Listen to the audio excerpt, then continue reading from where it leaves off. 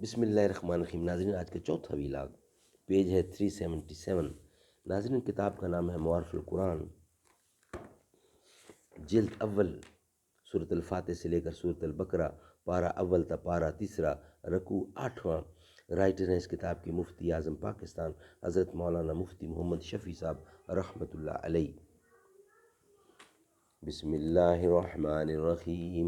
الحمد للہ وکفی وسلام علی عبادہ الذین اصطفی۔ قال النبی صلی اللہ علیہ وسلم خیرکم من تعلم القرآن وعلمہ۔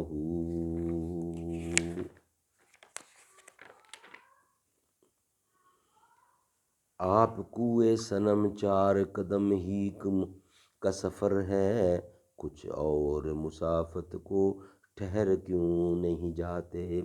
زمیں مانگتے تھے، نظر مانگتے تھے، پیغمبر خدا سے عمر مانگتے تھے۔ زمیں مانگتے تھے، نظر مانگتے تھے، پیغمبر خدا سے عمر مانگتے تھے۔ فقہا نے جہاں یہ مسئلہ لکھا ہے کہ کوئی شخص جماعت میں شریک ہونے کے لیے ایسے وقت پہنچے کہ اگلی صف پوری ہو چکی ہے، اب پچھلی صف میں تنہا رہ جاتا ہے، تو اس کو چاہیے کہ اگلی صف میں سے کسی آدمی کو پیچھے کھینچ کر اپنے ساتھ ملائے۔ اس میں بھی یہی سوال آتا ہے کہ اس کے کہنے سے جو پیچھے آ جائے گا وہ نماز میں اتباع امر غیر اللہ کا کرے گا، اس لیے اس کی نماز فاسد ہو جانی چاہیے۔ لیکن در مختار باب الامامات میں اس مسئلے کے متعلق تحریر فرمایا۔ ثم نقل، اس پر علامہ طحطاوی نے تحریر فرمایا ہے، لِأَنَّهُ امتثل امر اللہ، یعنی اس صورت میں نماز فاسد نہ ہونے کی وجہ یہ ہے کہ در حقیقت اس شخص نے آنے والے کے حکم کا اتباع نہیں کیا، بلکہ امر الہی کا اتباع کیا ہے، جو رسول اللہ صلی اللہ علیہ وسلم کے ذریعے اس کو پہنچا ہے کہ جب ایسی صورت پیش آئے تو اگلی صف والے کو پیچھے آ جانا چاہیے۔ اسی طرح بن لالی نے شرح وہابانیہ میں اس مسئلے کا ذکر کر کے پہلے فساد نماز کا قول نقل کیا، پھر اس کی تردید کی ہے۔ اس کے الفاظ یہ ہیں، اذا قیل لمصلی تقدم فتقدم الی فسدت، یہ حدیث آگے تک جاتی ہے۔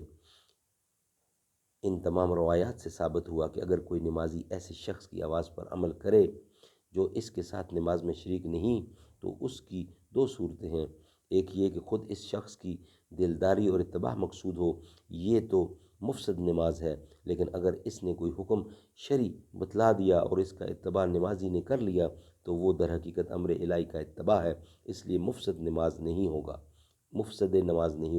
اس لیے طحطاوی نے فیصلہ یہی کیا ہے جو ہم آپ کے سامنے پیش کر دیا۔ اس کا باقی حصہ انشاءاللہ نیکسٹ ویلاگ نمبر 5 میں آپ کی خدمت میں پیش کریں گے۔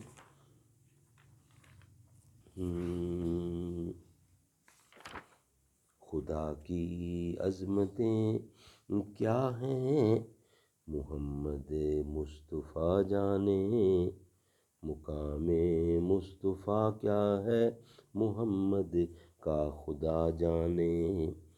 صدا کرنا میرے بس میں تھی، میں نے تو صدا کر دی، وہ کیا دیں گے میں کیا لوں گا، سخی جانے گدھا جانے۔ کہا جبریل نے سدرہ تلک میری رسائی ہے کتنی منزلیں آگے نبی جانے خدا جانے۔